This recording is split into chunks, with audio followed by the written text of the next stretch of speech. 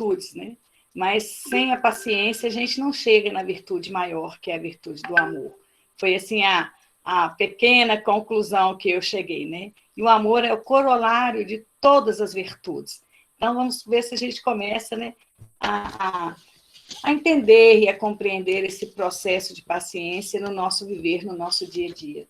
Eu trouxe uma poesia da Maria Dolores, que ela fala dos dois. Ela fala do amor e ela fala da paciência.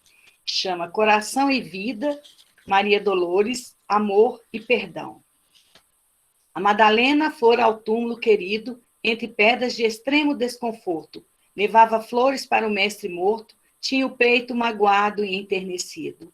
O sol reaparecia resplandecente. A névoa da manhã fundia-se no ar. Na dourada invasão das flamas do nascente, Maria estava ali unicamente, a fim de estar a sós, recolher-se e chorar. A desfazer-se em pranto, ela arguía. Por quê? Por quê, Senhor? Tanta saudade e tanta dor. Toda a felicidade que eu sentia jaz aqui sepultada. Transformou-se a vida em sombra e nada, no ermo desse pouso derradeiro. Nisso, ela viu alguém. Seria um jardineiro? Um zelador daquele campo santo? Mas, tomada de espanto, viu-se à frente do mestre Nazareno, o excelso benfeitor ressuscitado, a envolver-lhe de paz o coração cansado. Ela gritou, Senhor! Ele disse, Maria. Ela era a expressão da perfeita alegria, ele o perfeito amor. Madalena ajoelhou-se e quis beijar-lhe os pés. Maria, por quem és, explicou-se Jesus, não me toques, porquanto não te esperava aqui neste recanto, e ainda não fui ao Pai revestir-me da luz. Maria, surpreendida, indagou em seguida, Senhor, onde estivestes? Em que jardim celeste encontraste o descanso necessário que vem de Deus nos dons da paz completa? Perdoa-me, Senhor, a pergunta indiscreta. Dói-me, porém, pensar na angústia do Calvário. Revolto-me, padeço, mas não venço a mágoa de lembrar-te o sacrifício imenso. Mas Jesus respondeu, não, Maria, não fui ainda ao alto, nem me elevei sequer um palmo à luz do firmamento. Quem ama não consegue achar o céu de um salto. Ao invés de subir aos altos resplendores, desci, mas desci muito aos reinos inferiores. Despertando no túmulo, escutei os gritos da aflição de alguém que muito amei e que muito amo ainda. Embora visse além, a luz sempre mais linda, sentia nesse alguém um amado companheiro. Em crises de tristeza e de loucura, fui à sombra abismal para a grande procura, e ao reencontrá-lo amargurado e louco, a ponto de não mais me conhecer, demorei-me a afagá-lo e pouco a pouco consegui que ele, enfim, pudesse adormecer. Senhor, interrogou a Madalena, quem é o amigo que te fez descer, antes de procurar a luz do Pai?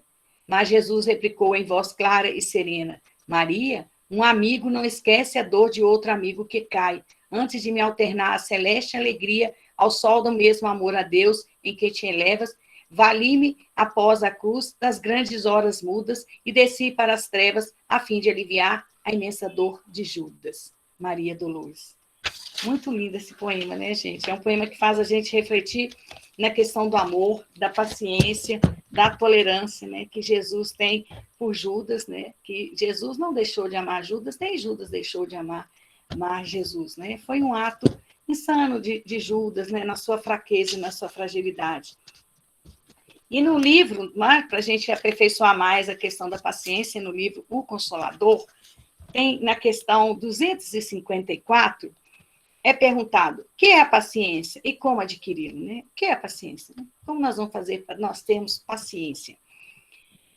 A verdadeira paciência é sempre uma exteriorização da alma que realizou muito amor em si mesma para dá-lo ao trem na exemplificação.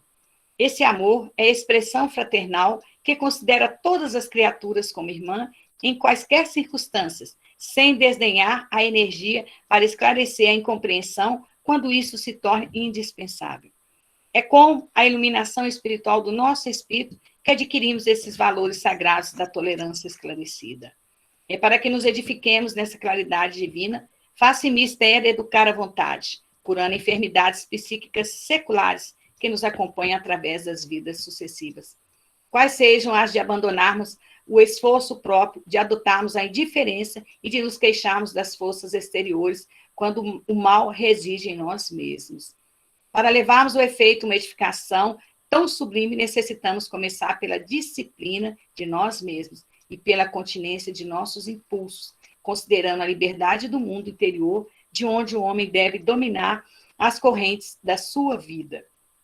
Então, uma resposta tão forte, tão completa, né, que o Emmanuel traz para nós, né, faz-nos refletir muito, né? Então, como que a gente adquire a paciência?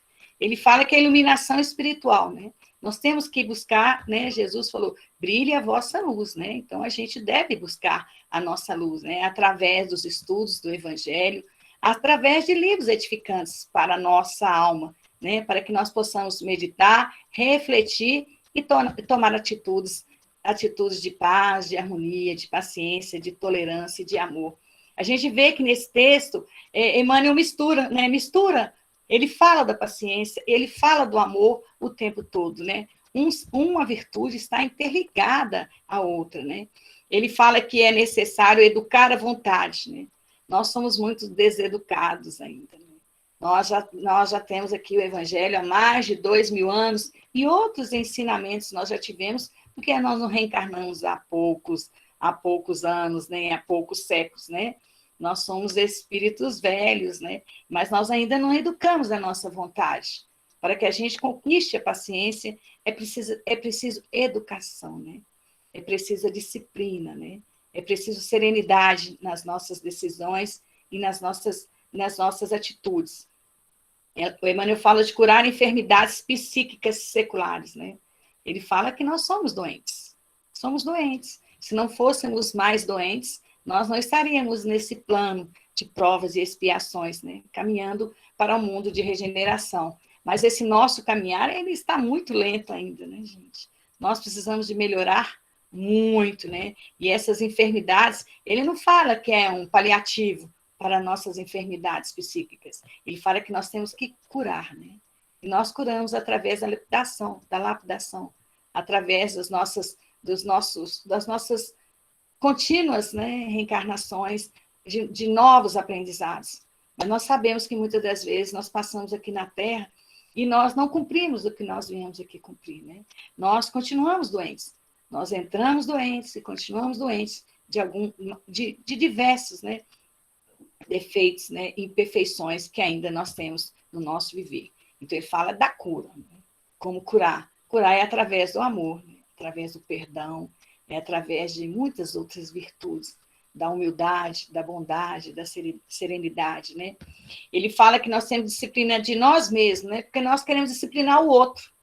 Nós queremos que o outro mude para que nós possamos alcançar a paciência, a serenidade. Não. Quem tem que mudar somos nós, os nossos conceitos, né? E aceitar as pessoas do jeito que elas são. Nós vimos nesse poema o que Jesus fez, né? Jesus desceu, ele fala que desceu muito para encontrar um amigo, né? E que a gente não deixa um amigo sofrendo sozinho. Quando a gente lê esse pedaço, a gente sente assim, uma coisa forte no coração da gente, né? A importância de ter um amigo, né? Uma amizade, ela é conquistada através da paciência, né? A amizade não nasce da noite para o dia. É uma semente que tem que ser plantada, tem que ser aguada e tem que ser cultivada e tem que ser constantemente adubada, né? Ele fala que nós adquirimos com continências dos nossos impulsos, né? Privações dos nossos impulsos, né? Somos muito impulsivos ainda, né? Nós queremos uma coisa, nós tomamos uma decisão rápida, sem refletir no resultado, sem refletir nas nossas ações, né? Então, nós temos que ter controle dessa nossa impulsividade, porque sem esse controle nós não teremos paciência. Ele fala que nós temos que dominar as correntes dominar as correntes da sua vida, quer dizer, cada um tem que cuidar das suas correntes, né? Do que nos pesa na nossa vida, porque nós gostamos muito de querer dominar as correntes da vida do outro, né? Nós queremos impor, nós queremos exigir que as pessoas façam as nossas vontades e comportem, né, do jeito que nós achamos que é melhor. Jesus é Jesus, né, gente? Jesus é muito sábio, né? Então, assim, ele traz para nós, através do Evangelho, como dominar as nossas más tendências, né? Como com a prática do amor, a prática do perdão, a prática da caridade. Nós precisamos conviver uns com os outros, né? Não é fugindo das nossas vivências é que nós vamos alcançar a paciência. Muito pelo contrário, né? A paciência ela é exercitada todo dia, todo instante, através dos nossos pensamentos, através das nossas atitudes, né? No livro que chama Deficiência e Propensões do Ser Humano, do Carlos Bernardo, ele fala assim, a impaciência e a paciência. Então, eu vou falar 2 parágrafos que ele fala. O que é impaciência, né? O que a impaciência faz conosco, né? Ele fala que o impaciente é um escravo do tempo. Essa deficiência cria artificialmente a angústia do tempo e faz viver em permanente agitação interna. Cisma penal que impede instituir dentro de si a calma, né? Ele fala que esse cisma, gente, é de terremoto mesmo, né? Quando nós estamos impacientes, existe uma grande angústia, né? Para se fazer tudo, é uma agitação interna, né? Quando nós temos esses comportamentos no nosso dia a dia. Ele fala, quem dela padece vive sob a pressão constante de pensamentos que o impelem a apressar tudo o que pensa, fazer ou faz, como se existisse para ele prazos peremptórios, né? Em todos os cometimentos, né? A pessoa quer que tudo aconteça, tudo rápido, tudo tem que ser no seu tempo, né? Como se o mundo girasse em torno de si, né? Ele quer resolver tudo assim, de flash, né? Bem rápido, né?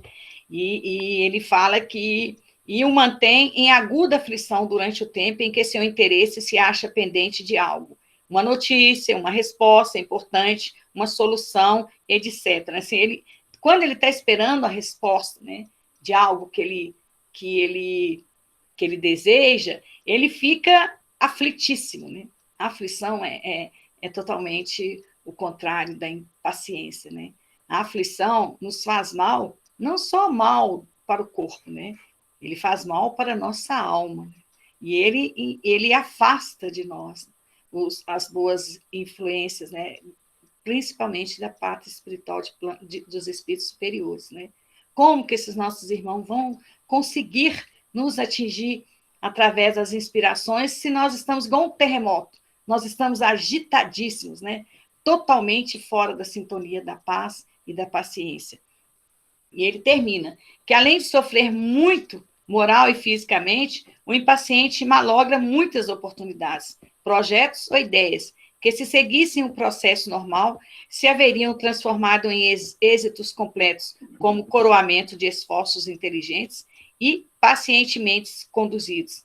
Ele fala que essa falta de paciência da gente não permite que a gente conclua os nossos projetos, né? Os nossos planos, né? Eu não tenho muita dificuldade para ler, mas às vezes a gente vê como que, às vezes, uma pessoa, você pega um livro, ela lê a primeira página ali, às vezes nem na introdução, né? A maioria igual as introduções dos livros espíritas, né? A introdução já assim, é um grande conhecimento que a gente adquire através das introduções. O conteúdo dos livros também é um tesouro para nós, mas a pessoa impaciente, ela não consegue ler, ela não tem tolerância. Ela quer ler o livro, se pudesse, assim, não é que ela lê rápido, ela não consegue ler. Ela não tem. Tem quantas pessoas que falam com a gente? Eu não tenho paciência para. Estou citando exemplo, para ter um livro. Eu não tenho paciência para isso, eu não tenho paciência para aquilo, não tenho paciência para esperar um ônibus, eu não tenho paciência para esperar uma encomenda, igual que está falando, né? A pessoa não tem paciência para participa de um processo seletivo, ela não tem paciência. Tem gente que telefona antes da hora, manda mensagem para saber se já saiu a resposta, fica assim, o tempo todo no estado de aflição. E eu não sei se, quando eu estou falando sobre essas impaciências, faz com que nós pensemos em nós mesmos, que é o mais importante, e nas pessoas que estão ao nosso redor, né? Como que é o ambiente em que nós vivemos o nosso dia a dia? É um ambiente de paciência ou um ambiente de impaciência? E nós estamos contribuindo com a nossa paciência para que ele fique melhor, ou nós estamos contribuindo com a nossa impaciência com nossa intolerância, né? Com nós sendo escravos do tempo, né? Escravos por exemplo, a gente já viu, hoje a gente está com essa informatização, com as redes sociais, assim, em alta, né? Assim, eu já falei que eu não gosto muito de rede social. E vejo que as pessoas ficam impacientes para ouvir aquele barulhinho, né, que chegou uma mensagem, e ela não consegue não ver e não responder. Às vezes está conversando, coisas sérias, trabalhando, a pessoa desliga do que ela está fazendo, porque ela não está concentrada também, né? Senão os barulhinhos não chamaria tanto a sua atenção. E fica numa angústia. A pessoa fala sozinha, a pessoa grita. Eu sei que você já vivenciaram isso, porque isso é algo comum. As pessoas. Às vezes a gente fala sozinho, mas agora a gente pensa que a pessoa está falando sozinha, ela está falando com fone no ouvido com outra pessoa, grita, xinga, murmura, como se ela estivesse num espaço fechado em que ninguém estivesse vendo. E fica extremamente agitado, né? A gente não pode intrometer. Mesmo se a gente quiser intrometer, a pessoa não escuta, não. É para a gente refletir, né? Nos nossos atos do dia a dia. O Chico, no Evangelho do Chico, no item 8, ele fala: não há problema que não possa ser solucionado pela paciência. A paciência desarticula os mecanismos do mal. Aquele que não se altera diante da prova, não reagir nas provações, ignora o mal. A impaciência é a reação que quem nos provoca está esperando. A melhor maneira de frustrar o mal é colocar em prática as sugestões do bem. Não me considero um homem de paciência, mas se acaso não tivesse aprendido com os bons espíritos algo do valor dessa virtude, eu teria criado mais sérios embaraços para a minha própria vida. Os obstáculos no exercício da mediunidade sempre me foram um desafio constante. Não me lembro de um só dia que tivesse atravessado sem problemas. É que a gente pensa que a vida do Chico era só flores, né? Mas não é só flores, nem a do Chico, nem a de nenhum de nós aqui na Terra. Então, quando ele faz essas revelações para nós, né, que ele enfrentava a mediunidade, acho que a mediunidade na vida do Chico, eu imagino que eram 24 horas, né, que ele ficava praticamente, né, trabalhava, ele fazia outras atividades, mas a mediunidade ocupava muito a vida do Chico, não ocupava porque fazia mal, era algo que era permanente na vida dele, porque quando ele não estava com os livros, nos atendimentos, ele estava praticando bem através de tudo que ele fazia, né? Toda ocupação, trabalho é toda ocupação útil. E eu imagino o Chico assim, sempre útil, sempre disposto a fazer bem para alguém. Ele fala algo que a gente tem que gravar para aprender, né? Que a impaciência é a reação de quem nos provoca está esperando. Então, quando alguém nos testa com as suas indagações, com a sua agressividade, com o seu mau humor. Eu tenho um colega meu que ele fala que quando a pessoa está com assim, um semblante muito fechado e fala as coisas com afeição muito pesada, ele fala que está com humor ácido. Eu espero que nós não tenhamos humor ácido no nosso dia a dia, que nós possamos ter controle, né? Então, a pessoa provoca e a pessoa está fora, está desequilibrado também, né? Está fora da sintonia do bem, ele cai. E ele fala, né, que a gente deve ignorar o mal. A gente não deve deixar que esse mal controle, né, as nossas atitudes. Tem aquela frase que fala que nós não podemos impedir que aves de rapinas voem sobre nossas cabeças, mas nós podemos impedir que elas não façam ninhos. E isso a decisão é nossa, não é do outro. O outro pode provocar, mas se a gente tiver segurança, tiver paz íntima, né? Porque paciência, gente, é a ciência da paz. E a paciência é uma conquista. Ela não dá em árvore, não é da noite para o dia. Tem um recadinho do livro Pronto Socorro, do Chico, né? Psicografado pelo Chico, né? Pelo Emmanuel, que ele fala no capítulo 26. Vamos refletir se nós somos um parágrafo pequeno. Ele chama sinal da paciência. Um notável sinal de paciência é aquele da pessoa que é interpelada por mais de 5 vezes sobre o mesmo assunto, atende sempre com a mesma gentileza e com o mesmo tom de voz da primeira resposta. E aí, gente, será que a gente consegue? A pessoa pergunta para a gente, onde que está o livro? Você fala, está ali na estante. Aonde está o livro? Está ali na estante. Aonde está o livro? Está ali na estante. Só de eu falar 3 vezes já começa até a irritar, né, gente? Imagina o que é ter paciência. Esse é um sinal de paciência. Quando a pessoa pergunta e ele fala, e a gente responde. Quer dizer, desde a primeira resposta já tem que ter gentileza. Porque se a gente responder com mau humor, com agressividade, nós já não temos sinal da paciência. E não está falando que isso é a paciência, a virtude já conquistada, né? Mas ele está falando que isso é o sinal da paciência. Então, a gente, é para levar isso para no final da noite, né, para nós, antes do nosso sono, né, para a gente ver, né, se a gente passa desse sinal, né, dessas 5 vezes ou mais. No livro Convivência, o Chico fala dos traços da paciência. Nós falamos assim, pedaço da paciência, se tiveres paciência, traço, sinal de paciência, o selo da paz, não tem nada completo, não, né? São etapas que a gente tem que ir vencendo para conquistar a paciência. E fala, no campo da alma, a paciência é um dispositivo de ação capaz de auxiliar-nos na realização de preciosas tarefas, tais quais sejam suportar dificuldades sem desistir do serviço a fazer. E não fala nem a mãe, fala que a gente tem que suportar, porque às vezes a gente começa a fazer um serviço e a gente vai vendo, além do processo físico, também que pode ter um processo físico de cansaço, tem tarefas que elas são difíceis de fazer, né? Que eu falo que nem James Bond conseguiria fazer. Mas quanto mais difícil for essa tarefa, né, a gente não deve desistir. A gente deve traçar uma meta para a gente conseguir. Ele fala que um outro traço da paciência é promover sem alarde o socorro preciso aos companheiros necessitados, né? Quando a gente for socorrer alguém, algum necessitado, a gente tem que fazer isso em silêncio. Isso é um traço da paciência. Tolerar os cooperadores de temperamento difícil, sem recorrer a advertências inoportunas. E não anda a amar, tolerar. Porque quando a pessoa tem um temperamento muito difícil, a gente costuma dizer palavras, né?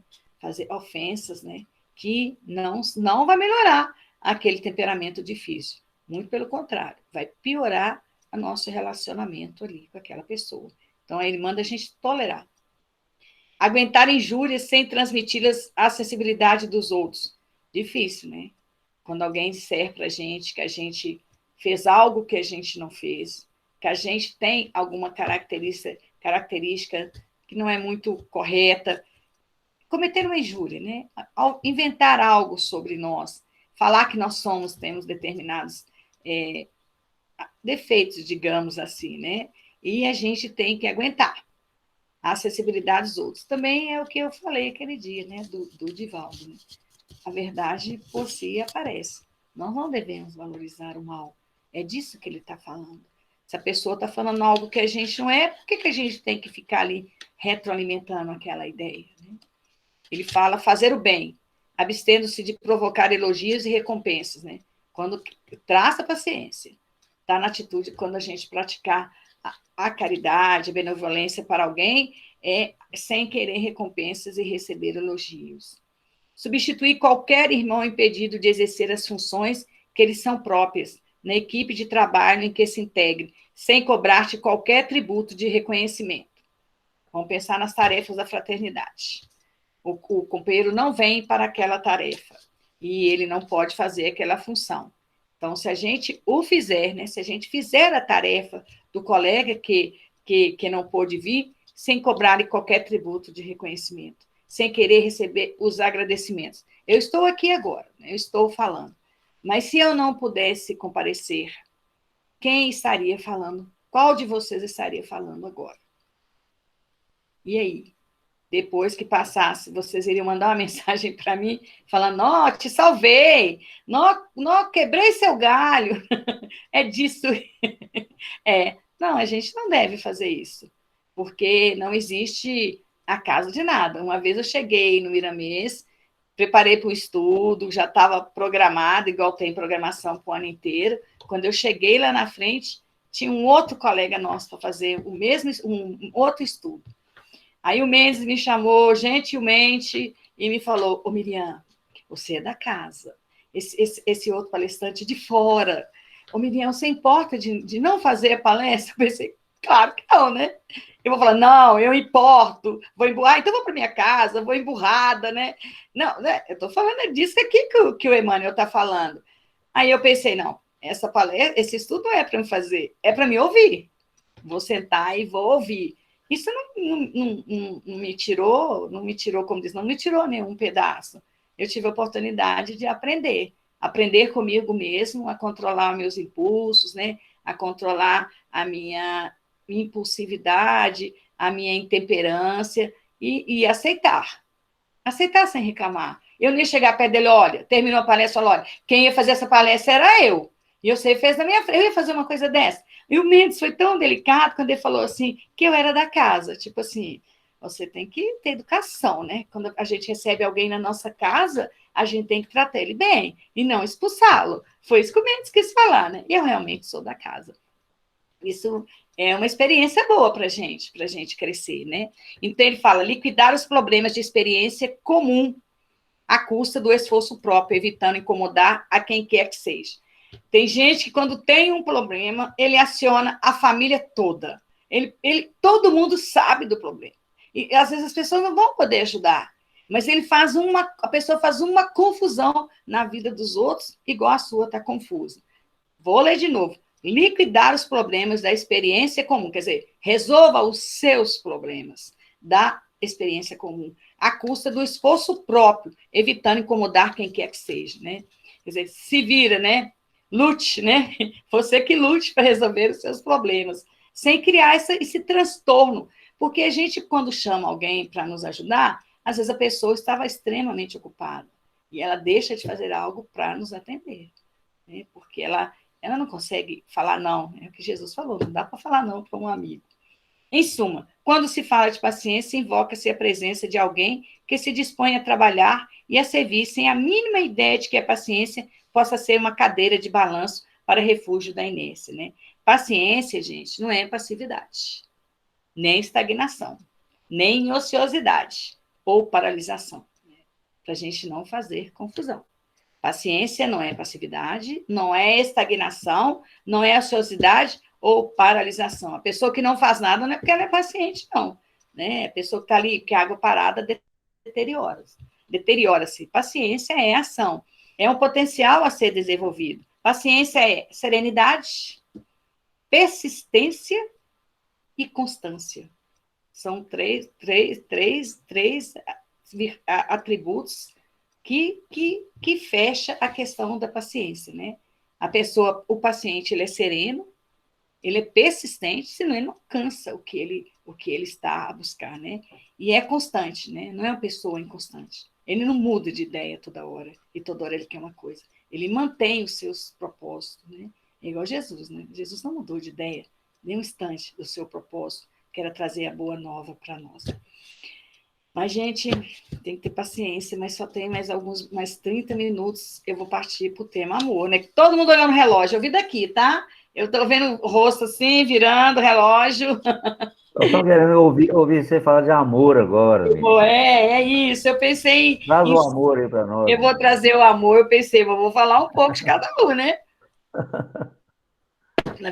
Na verdade, esses estudos aqui são para congresso, né, gente? Eu trouxe o texto do amor, que quando eu gosto de trazer nos estudos, sempre uma mensagem de Miramês, né? Do nosso mentor da casa. E no livro Cristo em Nós, no capítulo 16, Miramês fala, eu não vou ler o texto todo, não, só uns 3 parágrafos. Jesus Cristo, como personificação do amor na face da terra, nunca faria uma viagem dessa natureza se não tivesse a certeza de que encontraria corações preparados no mundo com disposição para o amor. O trabalho da vinda do Mestre ao meio terreno necessitou muito mais esforço, dedicação e de valores de inteligência do que todas as viagens espaciais empreendidas pelo homem até hoje ao cosmos. E se esses homens, quando se dispuserem a viajar, tinham em mãos todo o traçado, meios de segurança, certeza da vitória, como já foi constatado, quanto mais a viagem do nosso Senhor Jesus Cristo do céu à terra, né? Quanto planejamento que houve, que Miramês está falando. Compreendia o Senhor todos os pormenores, por ser ele onisciente, no que se refere às necessidades humanas e aos problemas terrenos. Descendo nas profundezas deste abismo, como o sol para iluminar a todos, e não o faria se desconhecesse a ressonância do seu grande amor em alguns corações.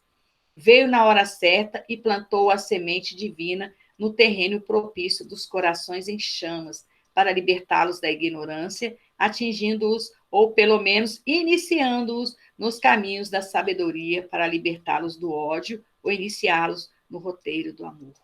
Os engenheiros siderais prepararam tudo antecipadamente, há milênios, para que o cosmonauta divino, com o nome de Jesus Cristo, pudesse não subir como fazem os terrenos em busca de outros valores, mas descer para dar a vida, doando os tesouros dos céus para os mortos da terra, sem perda de um só tio nos planejamentos. Mandou anunciar no chão do mundo sua magistral descida como Salvador.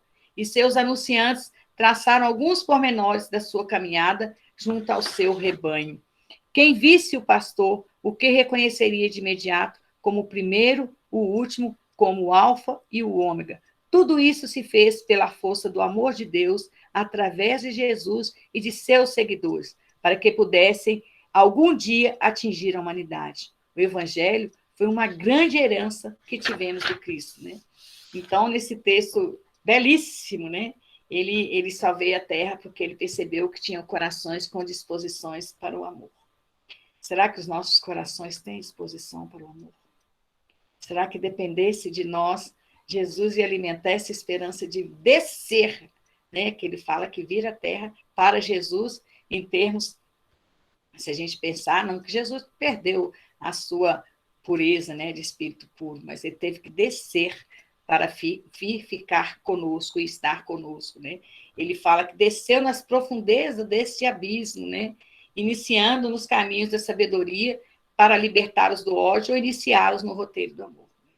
Ele sabia que ele não ia deixar que nós aprenderíamos tão fácil as lições de amor que ele trouxe para nós, né? Mas ele iniciou, ele deixou as suas pegadas, né? Ele deixou as sementes para fertilizarem os nossos corações através dos seus ensinamentos, né? Ele plantou a semente divina no terreno propício dos corações em chamas, para libertarmos da ignorância, né? Então, Jesus, assim, é o exemplo maior de amor que a gente tem. Não tem outro amor. Eu não acho que eu conheço o amor. Eu não acredito que eu conheça esse amor de Jesus na sua plenitude. Eu tenho certeza absoluta disso, né? Que nós estamos... Eu nem sei se a gente está engateando, né? Mas eu vou falar de uma forma mais assim... Não dá também para a gente falar que depois de tantas experiências, né?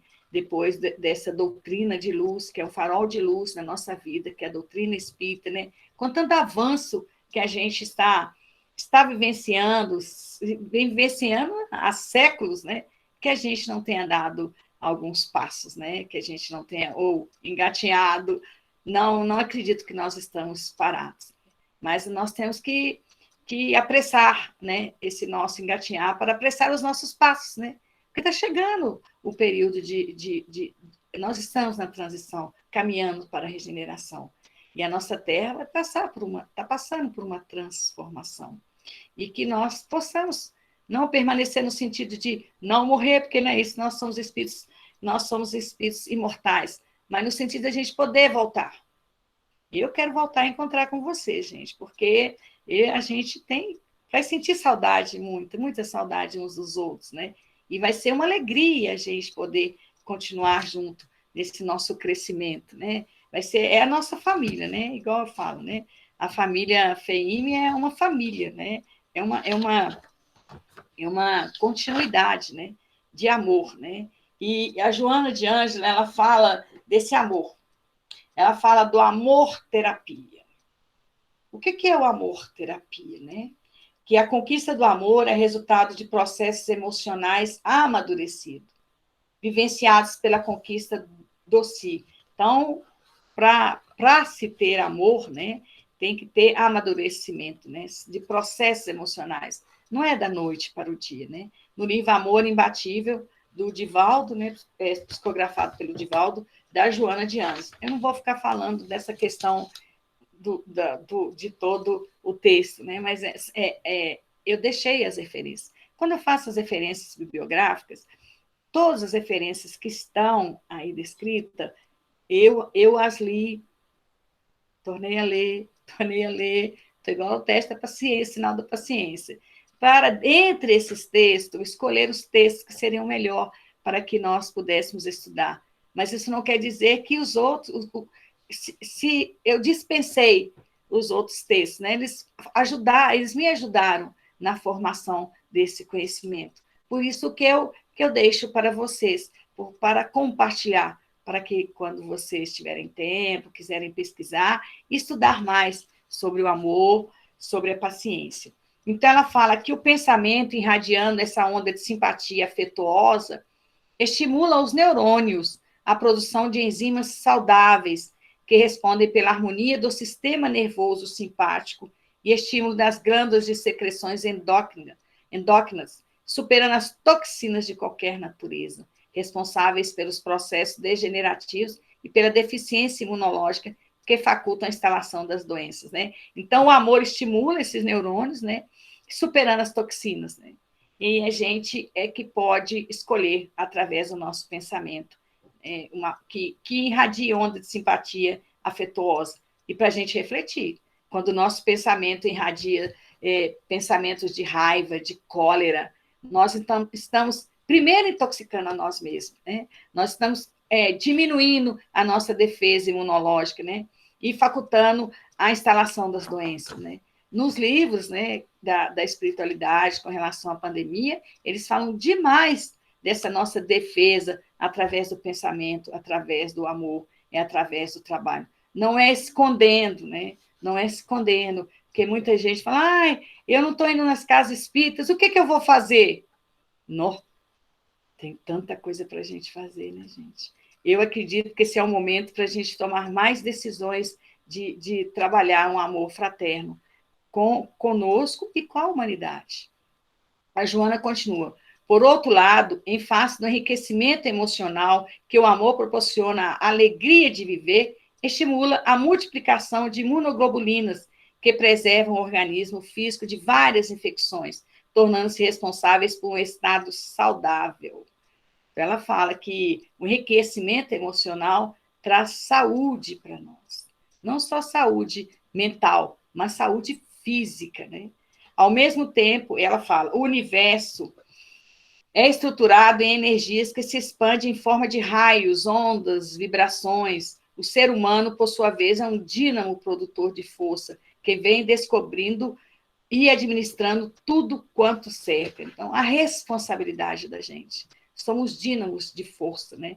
Nós somos dínamos, temos ondas, temos vibrações, temos energia. A importância do nosso pensamento, a importância da gente adestrar o nosso pensamento para o bem, para o amor, porque a gente é chamado a toda hora, né? E eu não sei, na vivência suas, né? Cada pessoa tem um grupo social, cada pessoa trabalha em um local, mas as pessoas estão muito irritadiças, né? Irritadiças ultimamente. Né? Eu não acho que elas não estão saindo, não estão podendo ir onde que elas querem, né? Esse isolamento social, para muitas pessoas que não são acostumadas a viver em família, né? Não estão dando conta. Né? A psiquiatria, a venda de medicações para depressão, para insônia, gente, aumentou demais. Demais, né?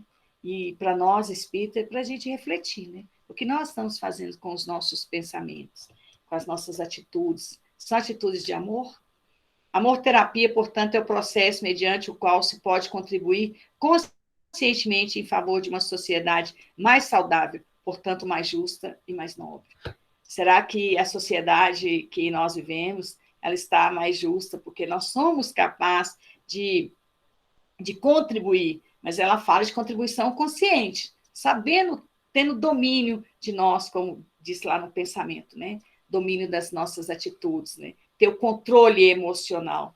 Será que nós somos emocionalmente controlados para fazer que os ambientes germinem a paz e a tranquilidade? Fala, enquanto as irradiações do ódio, da suspeita, dos ciúmes, da inveja, da sensualidade são portadores de elementos nocivos, com alto teor de energia destrutivas, o amor emite ondas de paz, de segurança, sustentando o ânimo alquebrado pela confiança que transmite, de bondade, pelo exteriorizar do afeto, de paz, em razão do bem-estar que proporciona, de saúde com efeito da fonte de onde se origina.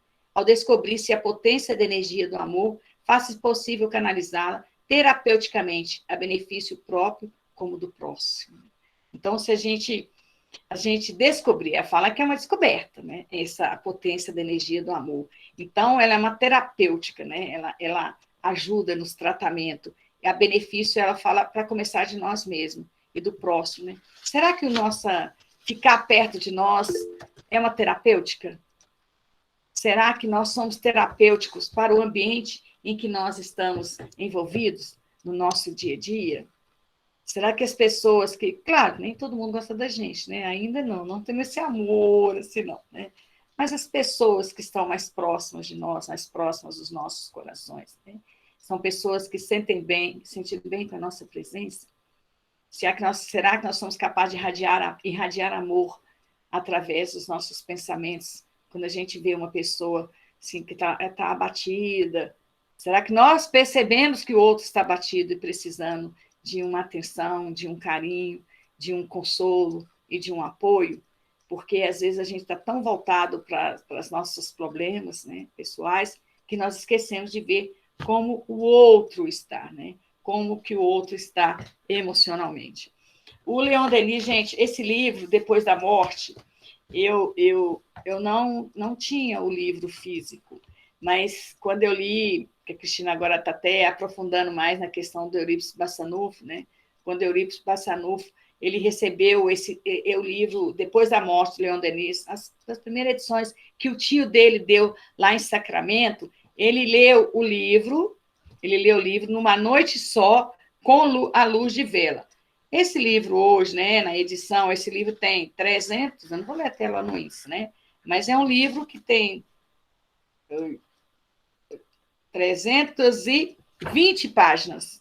Qual de nós hoje, em luz de vela, essa noite, vamos pegar um livro desse e ler até o final? Mas ele realmente é um livro fantástico. Quanto mais eu tenho lido esse livro, por partes, né, por interesse, né, também de estudo, o Leon Denis é fantástico. Ele fala sobre o amor, que o amor profundo como o mar, infinito como o céu, abraça todas as criaturas. Deus é seu foco. Assim como o sol se projeta sem exclusões sobre todas as coisas e reaquece a natureza inteira. Assim também o amor divino vivifica todas as almas. Seus raios, penetrando através das trevas do nosso egoísmo, vão iluminar com trêmulos clarões os recôncavos de cada coração humano. Todos os seres foram criados para amar. As partículas da sua moral, os germes do bem que em si repousam, fecundados pelo foco supremo, expandir-se-ão algum dia, florescerão até que todos sejam reunidos numa única comunhão do amor, uma só fraternidade universal. Esse pequeno parágrafo e tão de profundo conhecimento mostra para a gente o que é o amor, né? O que é o amor? Como Leon Denis ele fala do amor que Deus tem por todos nós, né? Dessa força e dessa luz que emana como o sol, né? Ele usa o que ele tinha, né? Os elementos que ele tem para comparar. E ele fala do sol, da beleza do sol. E a gente vê nos livros espíritas falando muito do sol, né? Que a cada dia que amanhece se renova as nossas esperanças, né? E que o amanhecer é uma bondade de Deus para nós, né? Para a gente recomeçar, né? Renovar as nossas atitudes sempre no bem. Eu acho que só faltam mais alguns minutos antes dos 10 minutos. Tem alguma pergunta? Ô, Miriam, por enquanto Oi. não, tá? Ai, pode continuar no amor? Pode, o amor tá ótimo. E eu achei interessante quando você falou do amor genuíno, né? Ah, Do verdadeiro amor. Aí tem um comentário aqui sobre o amor tudo sofre, tudo crê, tudo espera, tudo suporta. E o amor genuíno está lá naquele cântico de Paulo, lá na Epístola aos Coríntios, né? 13, versículo 1, de 1 a 13. Se não tiver amor, nada serei. Paulo é um amor também, né, gente? O Paulo, a gente vai assim. Eu acho que o Paulo, a gente vai entendendo mais as cartas, a gente tem que estudar mais. À medida que você vai estudando, você vai compreendendo essa faculdade do amor que o Paulo teve, né? Ele é um exemplo assim que ele que seria do cristianismo sem o Paulo, sem o Pedro, né, sem os apóstolos, sem os primeiros cristãos. Mas o Paulo veio para trazer uma revolução mesmo, né? E o mais importante é que ele deixou isso escrito, né, para que fosse repassado. Né? Ele deixou discípulos, né? Paulo também tinha seus discípulos. Então, o Paulo é para ser estudado. Paulo Estevão, igual eu já falei, devia ter Paulo Estevão 1, 2, 3, para a gente porque eu acredito também que no futuro, eu não sei qual futuro, que o livro Paulo Estevam vai ser anexado no Novo Testamento, porque muitas perguntas, muitas respostas que a gente gostaria de ter, que parece que está solto, não está solto, porque a gente não tinha condições nem de compreender o que estava ali, né? Tudo. E Paulo Estevam fecha, né, a questão do cristianismo primitivo com toda a história, com toda a bagagem daquele romance. Era um dos livros que o Chico mais gostava, era Paulo e Estevam. Tem uma história lá da Alemanha que é uma história de amor muito linda. Ela fala que era no livro Um Sonho que Não Tem Fim. Esse livro, gente, esse livro é só baixar em PDF, tem cada história linda. Essa história é uma história verdadeira de amor. Essa história, gente, nossa, são tantas histórias. A mãe, olha o título do texto. A mãe, o amor de uma mãe no inferno. A gente pensa, não, como que o amor pode estar no inferno, né? Como que parece um paradoxo, né? Mas só podia ser mãe. Foi em dezembro de 1944 que tudo começou. Caminhões chegaram ao campo de concentração de Bergen-Belsen, na Alemanha, e despejaram 54 crianças. A mais velha tinha 14 anos e havia muitos bebês. No alojamento das mulheres, Luba Gerkak dormia. Ela acordou sua vizinha de Belize e lhe perguntou: Está escutando? É choro de criança. A vizinha de Beliche lhe disse que voltasse a dormir. Ela devia estar sonhando. Todos naquele alojamento conheciam a triste história de Luba, ainda adolescente, se casara com um marceneiro e tiveram um filho, o pequeno Isaac.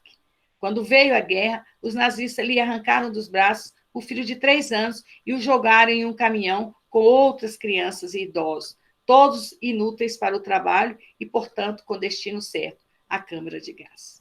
Posteriormente, ela pôde ver um outro caminhão arrastando o corpo sem vida do marido.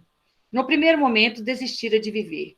Depois, a fé lhe visitou a alma e ela percebeu que Deus esperava muito mais dela. Então, passou a ser voluntária nas enfermarias. Agora, Luba ouvia choro de crianças. Quem seriam? Abriu a porta do alojamento e viu muitos meninos, meninas, bebê, sapinhados em choro no meio do campo, separados de seus pais, se encontravam desnorteados e tinham fome e frio. Luba os trouxe para dentro e, com intenso protesto das demais ocupantes do infecto alojamento, ela as representou, dizendo: Vocês não são mães? Se fossem seus filhos, diriam para que eu os deixasse morrer de frio? Eles são filhos de alguém. Em verdade, o que todas as suas companheiras temiam era a fúria dos soldados da SS. Luba agradeceu a Deus por ter enviado aquelas crianças. O seu filho morrera, mas faria tudo para que aquelas crianças vivessem. Foi até um oficial da SS no acampamento e lhe contou o que fizera. Pôs sua mão no braço dele e suplicou. Ele se deu conta que ela o tocara, o que era terminantemente proibido. E lhe aplicou um soco em pleno rosto, fazendo-a cair.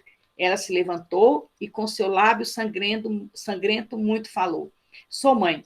perdi meu filho em Auschwitz. Você tem idade para ser avô, porque há de querer maltratar crianças e bebês?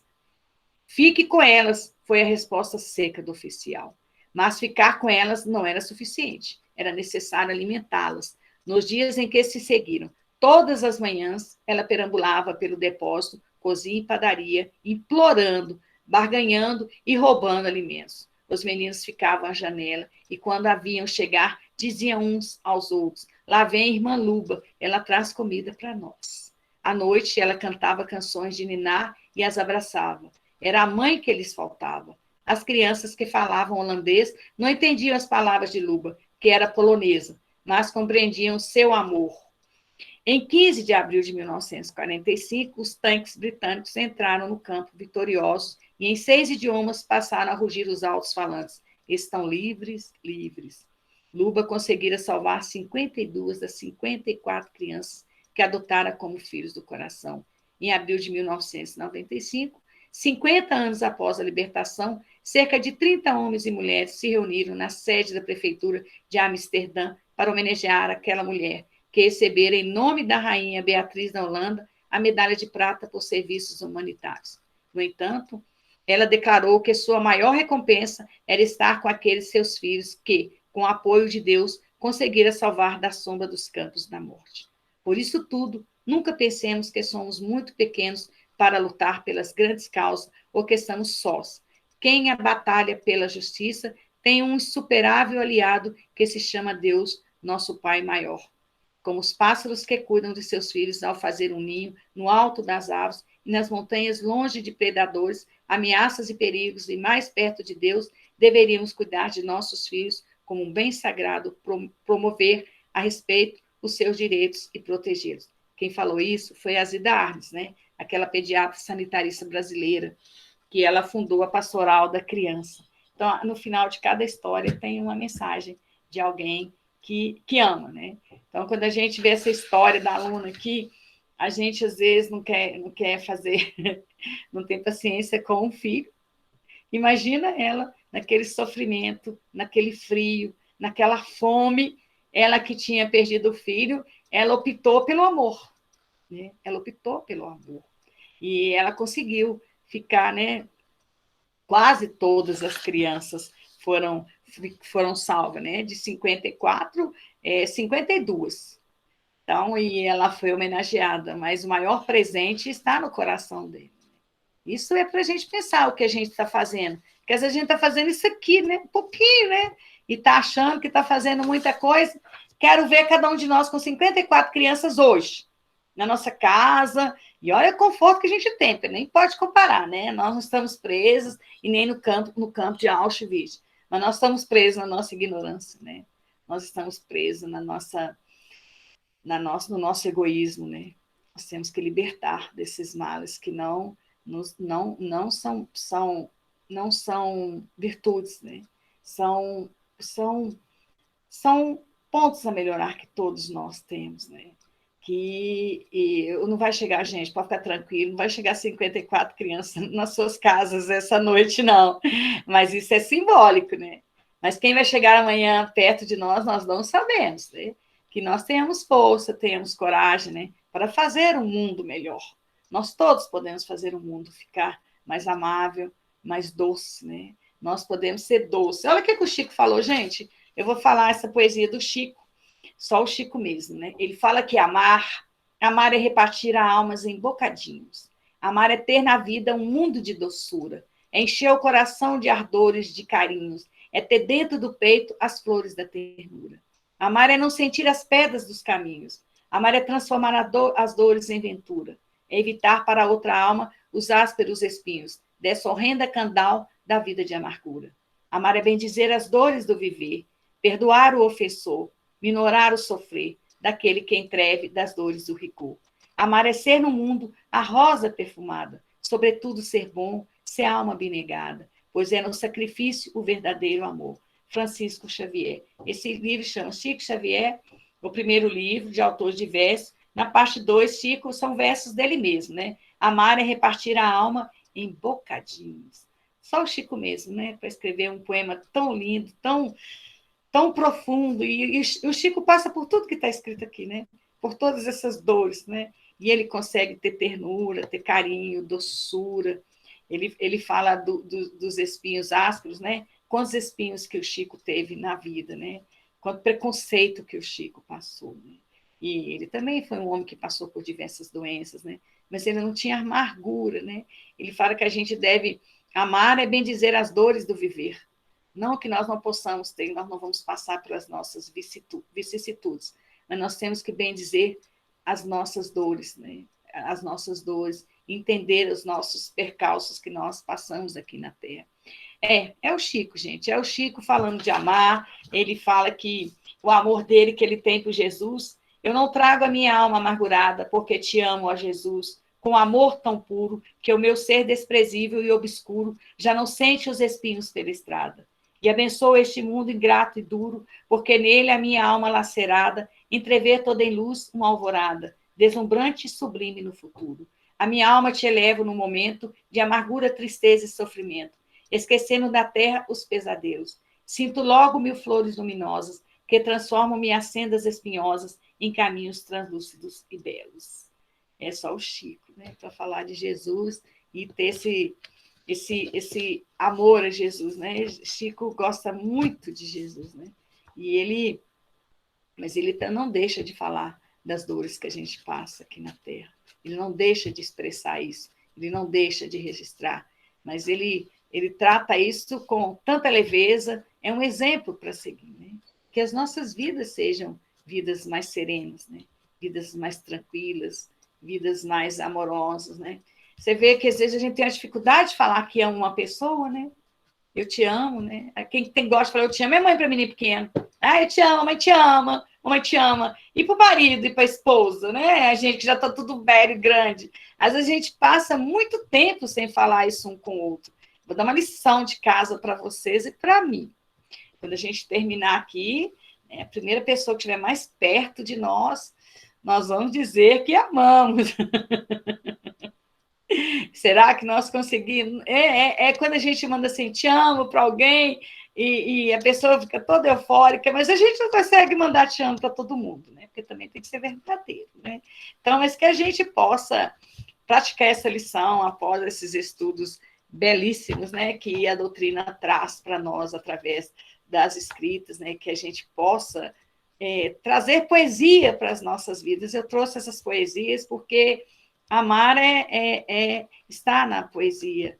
Eu não sou nenhuma recitadora de poesia. Se tivesse até um curso, tiver alguém que souber aí para me recitar melhor, pode me indicar que quando eu recito uma poesia, eu lembro dos meus tempos de criança. E olha que tem muito tempo de criança, né, gente? Mas traz uma suavidade para a minha alma. Eu vou contar a última coisa. Há uns 2 anos eu tive um problema lá no hospital um pouco sério. E o colega nosso de trabalho, ele fez uma ameaça para mim e para mais 2 colegas, uma ameaça muito séria. E fez a gente sentir medo, fez a gente sentir acuado. Nós tivemos que ir na delegacia, tivemos que fazer uma ocorrência. Eu tinha até esquecido disso. Sexta-feira eu recebi um telefone que tinha uma audiência para mim hoje. Essa era a audiência deste moço. E aí, quando ele chegou na delegacia, nós fomos numa mediação, eu lendo esse tanto de justiça, de amor, de tantas coisas bonitas desse jeito, né? Eu não poderia chegar lá cheio de amargura. Aí, quando ele chegou com advogado. Eu falei, eu não levei advogado, né? Fui bem tranquila. Contei para alguns colegas, né? Para alguém saber onde que eu estava também, né? Tão tranquilo assim, não. Aí, meu amigo, Miriam, você vai sozinha? Eu falei, vou com Deus. Aí fui chegando, comecei a sentir um aperto no coração, mas eu tinha feito uma prece. Aí ele falou assim comigo, que ele queria me pedir desculpa, que tudo que ele fez, ele não queria me atingir. Ele gostava de mim. Eu pensei assim, ai, meu Deus. Ele ainda falou assim, Miriam, você já me ajudou tanto. Eu falei, quando a gente ajuda uma pessoa, a gente tem que esquecer. Eu realmente não lembro o que eu ajudei ele, graças a Deus. Aí a mediadora falou assim, Miriam, você quer levar isso para ele? Não. Porque tem vergonha. Eu falei, não quero, não. Ela falou que, né, que a gente não... que o advogado falou que ele não... Aquilo não era uma ameaça. Eu falei, não, aquilo foi uma ameaça, sim. Me causou medo, né? Mas é o recurso que eu tive que usar, o recurso aqui da terra. Mas na hora que eu vi, assim, a importância da gente ser cristão, levar para frente para quê, né, gente? para que já trouxe tanto sofrimento, né? Eu busquei esse recurso como uma segurança para mim. Foi importante para mim. Nós também estamos na Terra, né? Nós temos que cumprir as leis dos homens também. Mas foi uma experiência muito boa para minha vida. Aí ele pediu desculpa, eu não tinha respondido a primeira vez. Aí então, Miriam, você vai me desculpar? Eu falei, eu te desculpo, mas tem que ser de coração, né, gente? Foi de coração. Mas eu estou contando a minha experiência porque a gente todo dia é chamado a novas experiências de perdão e de amor nas nossas vidas, né? Nosso tempo esgotou, passou 2 minutos. Eu agradeço a todos vocês, né, por esse momento, né, porque nós possamos exercitar a paciência, o amor, a temperança, pelo menos os sinais do amor que a gente já possa emitir no nosso dia a dia. Pronto, parei. Parou, Miriam. Nossa Senhora, muito obrigado, Miriam. Miriam, eu só vou ler aqui um trechinho que você estava aí trazendo a sua experiência, e é justamente um trecho que eu estava lendo aqui que eu vou trazer para todos vocês aí. O amor é paciente, e a paciência é a virtude de quem suporta males e incômodos, sem queixumes e sem revolta. Na hora que você estava trazendo a sua experiência, eu estava lendo isso aqui. Então, achei muito interessante, né? O amor e a paciência, trabalhando junto aí, né? Pessoal, chegamos no nosso final. Muito obrigado a todos. E vou pedir ao nosso amigo Wagner para que faça aquela música para nós, Wagner, né? De harmonia, de paz, de equilíbrio. E em seguida nós vamos fazer a nossa prece final. Vou convidar a Cristina a fazer por nós a prece, Cristina. E vocês já estão convidados para quarta-feira, para o próximo encontro, né? A próxima palestra. Ok. Vamos lá, então.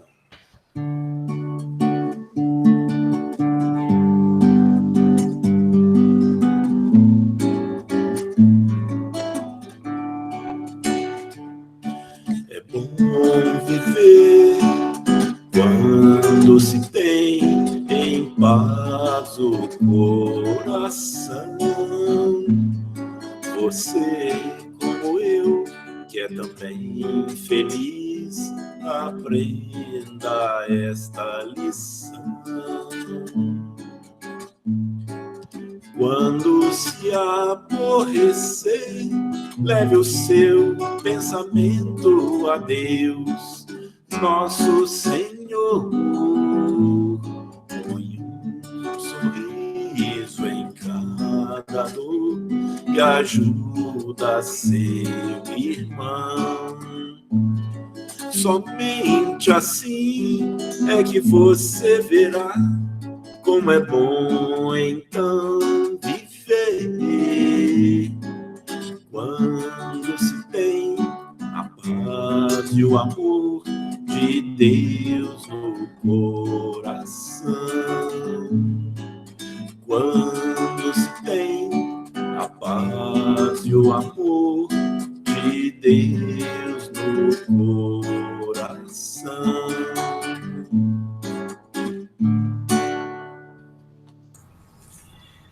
Senhor Deus, nosso Pai, Jesus, mestre amado e querido amigo, estamos aqui agora, Senhor, agradecendo esses momentos tão frutíferos, com ensinamentos tão preciosos, que o Senhor nos deu a oportunidade de receber.